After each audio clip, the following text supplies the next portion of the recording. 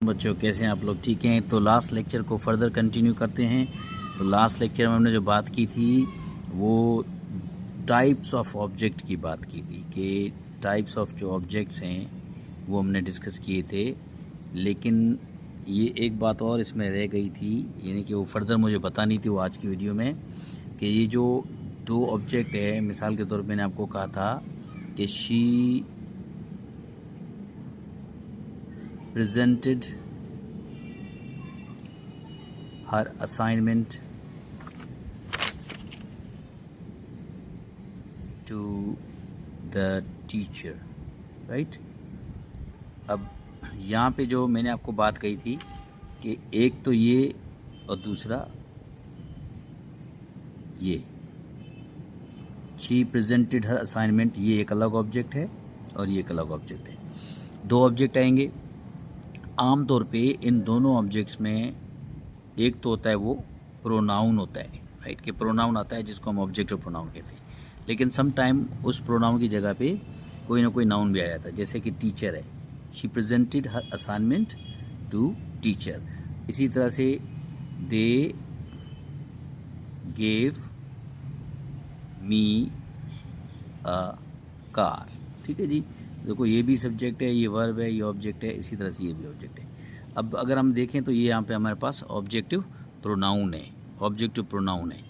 Objective pronoun से ये हमें साफ नज़र आ रहा है कि ये अलग ऑब्जेक्ट है, इसी तरह से ये ऑब्जेक्ट है। फिर मैंने आपको ये भी बात बताई थी कि ऑब्जेक्टिव प्रोनाउन, अगर ऑब्जेक्ट दो हैं, एक ऑब्जेक्ट ऑब्जेक्टिव प्रोनाउन है, दूसरा ऑब्जेक्ट हमारे पास कोई नाउन है, तो इसकी जो पैसिव बनेगी वो भी दो तरह से बनेगी। तो इससे पहले हमें तीन चीज़ों का ध्यान रखना पड़ेगा। सबसे पहले कि आप ये देखें कि ये जो सब्जेक्ट है ये एक्टिव स्टेट में है कि नहीं है।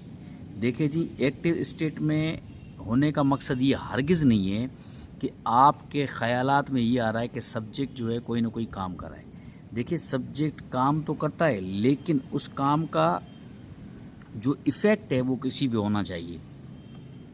अगर जो सब्जेक्ट एक्शन कर रहा है उसका इफ़ेक्ट अगर किसी ऑब्जेक्ट पे होगा तो हम कहेंगे कि वो सब्जेक्ट जो वो एक्टिव स्टेट में है। She gave me A car, इसका मकसद ये हुआ, sorry they gave me A car, इसका मकसद ये हुआ कि दे जो है एक्टिव स्टेट में है, देने का काम करें, इसके ऊपर इफ़ेक्ट हो रहा है, इसके ऊपर भी इफ़ेक्ट हो रहा है। इसी तरह से मैं अगर कहूँ दे स्लीप, देखें तो ये भी एक सेंटेंस है, सब्जेक्ट प्लस वर्ब।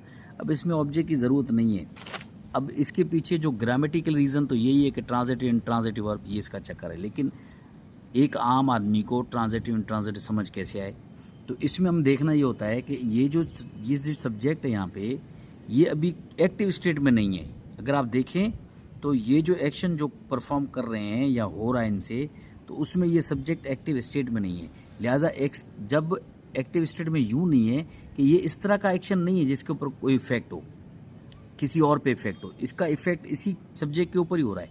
तो अगर ये जो एक्शन हो रहा है ये सब्जेक्ट के ऊपर होगा तब भी सब्जेक्ट हमारे पास पैसिव ही होगा, और अगर ये सब्जेक्ट का एक्शन हो रहा है और आगे की तरफ डेविएट नहीं हो रहा, या फिर किसी सब्जेक्ट उसी सब्जेक्ट की तरफ डेविएट नहीं हो रहा, वहीं रह रहा है, तब भी जो है सब्जेक्ट एक पैसिव स्टेट में होगा। लेकिन ये ज़रूरी है कि सब्जेक्ट कोई एक्शन करे तो इसका इफ़ेक्ट किसी न किसी ऑब्जेक्ट पे होना चाहिए। उस कंडीशन में हम कहेंगे कि सब्जेक्ट एक्टिव स्टेट में है। तो यहाँ पे अगर आप देखें तो ये सब्जेक्ट जो है ये पैसिव स्टेट में है, पैसिव स्टेट है इसकी। इसके अंदर ये जो एक्शन है ये इस तरह का एक्शन है कि ये आगे की तरफ डेविएट नहीं हो रहा। क्यों नहीं हो रहा? क्योंकि ये सब्जेक्ट जो ये हमारे पास पैसिव स्टेट में, लिहाजा इस तरह के सेंटेंस की पैसिव वॉइस नहीं बनती। ये बात क्लियर करिएगा, क्लियर। अब देखें यहाँ पे, देखूँ यहाँ पे अगर मैं बोलूँ they gave me a car, तो यहाँ पे एक ये ऑब्जेक्ट, एक ही ऑब्जेक्ट है।